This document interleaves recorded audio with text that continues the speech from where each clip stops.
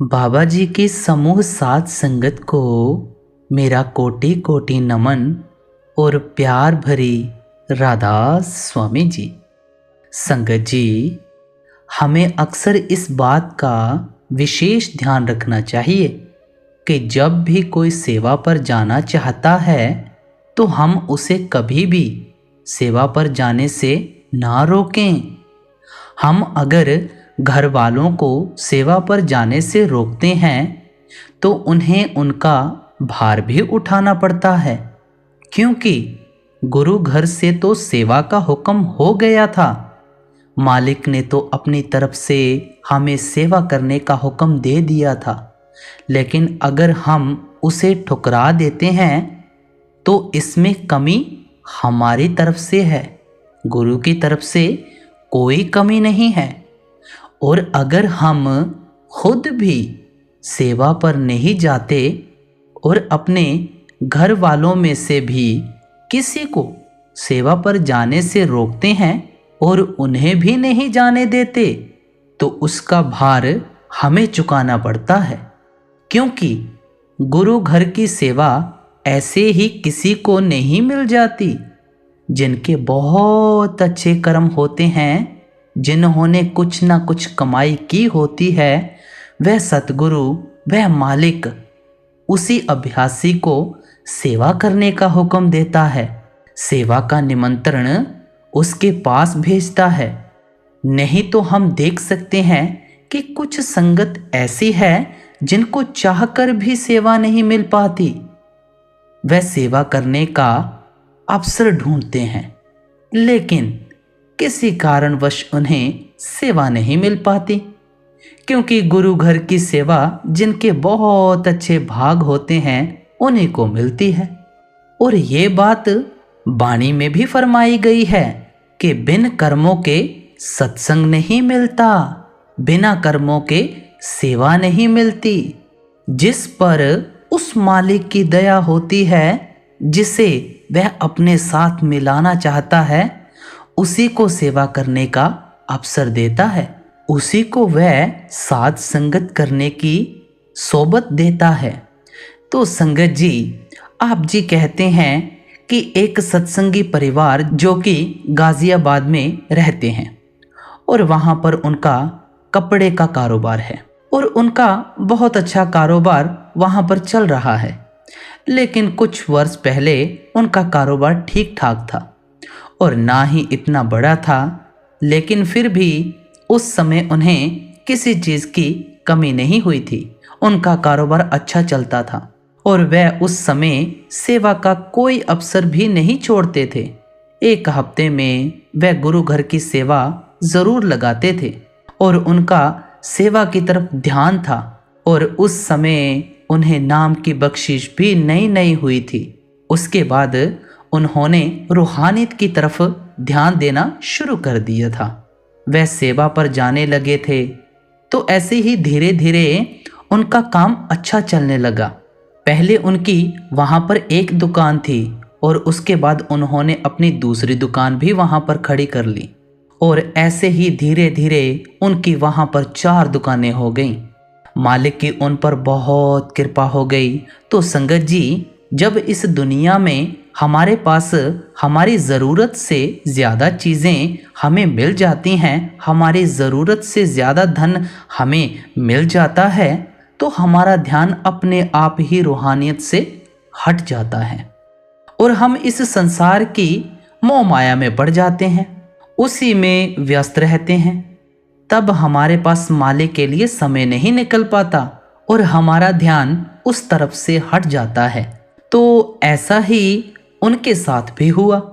तो जब उनका कारोबार अच्छा चलने लगा, तो जहाँ पर वह एक हफ्ते में एक सेवा लगाते थे, तो अब वह महीने में एक बार जाने लगे थे। जैसे जैसे उनका कारोबार बढ़ता गया, उनका ध्यान रूहानियत की तरफ से कम होता गया। तो एक समय ऐसा भी आया जब उन्होंने सेवा पर जाना ही बंद कर दिया। और जब उनसे पूछा गया कि आप सेवा पर क्यों नहीं आते, उस समय यही जवाब दिया कि अब कारोबार से ही फुर्सत नहीं मिलती, काम ही इतना होता है कि चाहकर भी मैं सेवा के लिए समय नहीं निकाल पाता। तो जब उन्होंने सेवा पर जाना बंद कर दिया तो उनके घर कुछ सत्संगी सेवादार सेवा के लिए कहने गए कि हमारे सत्संग घर से सेवा जा रही है, आपके परिवार से भी किसी न किसी को हमारे साथ चलना पड़ेगा क्योंकि सेवादारों की कमी हो गई है। तो आपको भी अपना नाम सेवा की सूची में लिखाना होगा। लेकिन उन्होंने उस समय भी जवाब दे दिया, जबकि उस परिवार में से उस सत्संगी की पत्नी कहती है कि मैं सेवा पर चली जाती हूँ, बहुत दिन हो गए हैं, मैं सेवा पर नहीं गई, मेरा सेवा पर जाने का बहुत मन कर रहा है। लेकिन उस सत्संगी ने अपनी पत्नी को भी सेवा पर जाने से मना कर दिया क्योंकि उन्हें अब अपनी दुकानों को भी देखना पड़ता था, तो किसी न किसी को दुकान पर बैठना पड़ता था। जैसे कि घर में सभी की ड्यूटी लगी हो, इतने से इतने बजे तक आपको दुकान पर बैठना है, काम करना है। तो इसी के कारण उसने अपनी पत्नी को सेवा पर जाने से रोका और काम पर ध्यान देने के लिए कहा। तो जब वह अपने पति के कहने पर सेवा पर नहीं गई तो उसे बहुत दुख लगा कि पहले मैं सेवा पर जाया करती थी, संगत के साथ सेवा किया करती थी और कितना आनंद आता था, लेकिन जब से इस काम में पड़ी हूँ तब से मुझे ना तो अपने लिए समय मिल पा रहा है और ना ही सेवा के लिए जा पाती हूँ।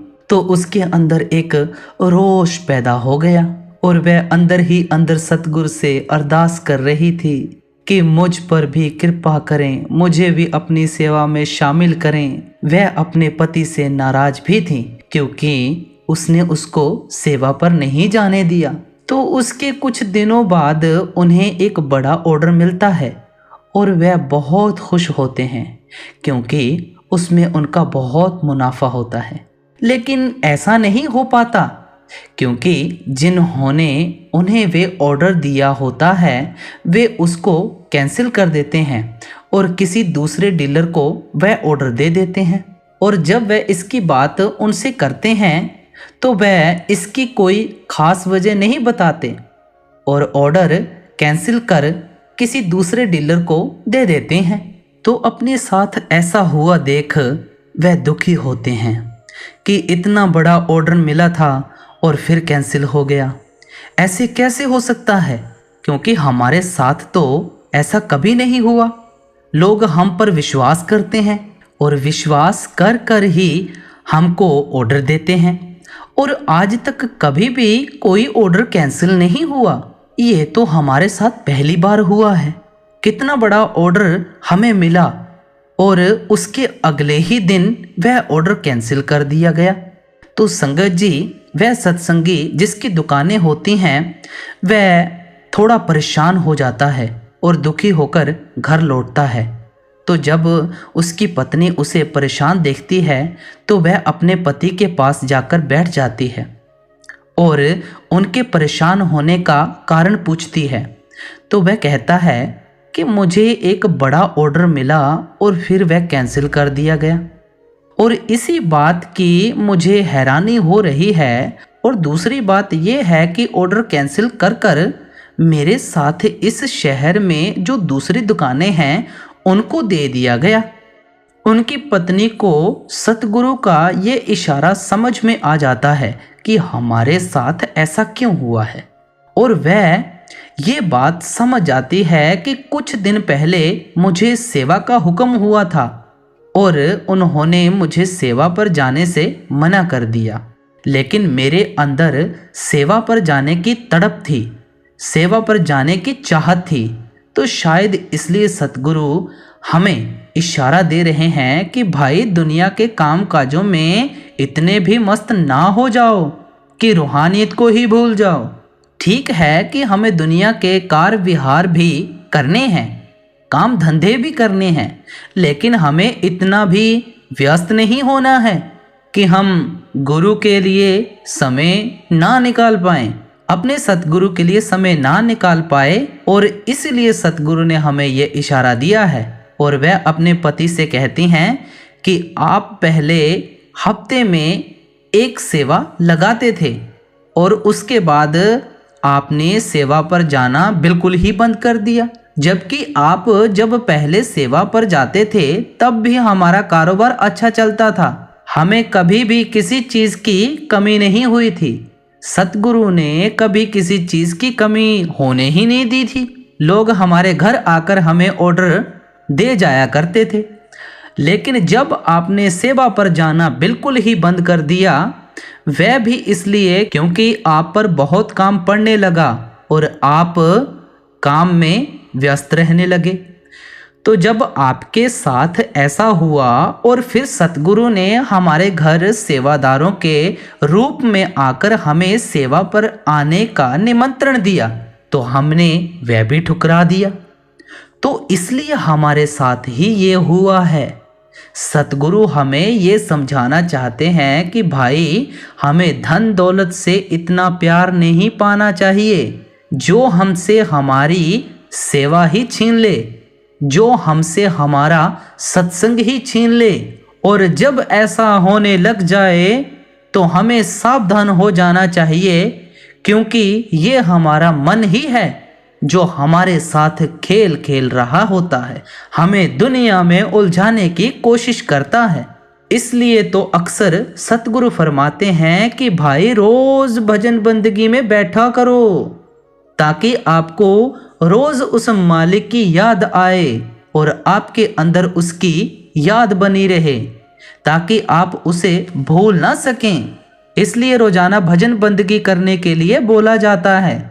और जो नाम की कमाई करते हैं उन्हें वह मालिक इस संसार में किसी चीज की कमी नहीं आने देता। फिर चाहे वह काम करे या ना करे, लेकिन मालिक उनके कार्य अपने आप संवार देता है। जैसे कि अक्सर फरमाया जाता है कि अगर हम नाम की कमाई करेंगे तो वह मालिक हमारा परमार्थ भी बना देगा और हमारा स्वार्थ भी बना देगा। तो संगत जी, ऐसी ही एक साखी हरनाम सिंह जी की है, जिनकी कपड़े की दुकान थी, परंतु संतों की सेवा में इतना समय लग जाता कि दुकान दिन में कभी 2-4 घंटे ही खुलती और कभी बिल्कुल बंद रहती। ये कथन बिल्कुल सत्य है कि जो सतगुरु का जिक्र करते हैं, सतगुरु स्वयं उनकी फिक्र करते हैं। ऐसा ही संत हरनाम सिंह जी के साथ होता रहा। आप चाहे दुकान थोड़े समय के लिए खोलते रहें, परंतु उसी समय में दिन भर की कमाई हो जाती थी। एक दिन तो आपकी दुकान के आस पड़ोस वाले दुकानदार इकट्ठे होकर आपके पास आए और कहने लगे, हरनाम जी, एक बात हमें बताइए कि क्या आप ग्राहकों को टाइम देकर आते हो? आप जिस समय दुकान खोलते हो ग्राहकों की लाइनें लग जाती हैं, और दूसरी तरफ हम सुबह से धूप बत्ती जलाकर ग्राहकों के इंतजार में बैठे रहते हैं कि कौन सा ग्राहक दुकान के अंदर आएगा, परंतु आप तो दुकान का ताला खोलते ही हो कि ग्राहकों की लाइनें लग जाती हैं और आप 2 घंटे में ही दिन भर की कमाई करके सुरखरू हो जाते हो। तो संत हरनाम जी ने नम्रता से जवाब दिया कि भाई साहब, ना मैं ग्राहकों को बताकर आता हूँ और ना ही मेरे ग्राहक पक्के हैं। केवल इतना ही है कि जिस मालिक सतगुरु की मैं नौकरी करता हूँ वह मेरा बहुत ध्यान रखता है। मेरा मालिक इन ग्राहकों को स्वयं ही उसी समय भेजता है जब मैं दुकान पर होता हूँ और मुझे अपनी सेवा के लिए समय दे देता है। तो संगत जी, इस साखी से हमें यही प्रेरणा मिलती है कि जब हम मालिक की भजन बंदगी करने लग जाते हैं और उसकी सेवा को अहमियत देने लग जाते हैं, तो फिर वह सतगुरु, वह मालिक हमारी फिक्र करने लग जाता है।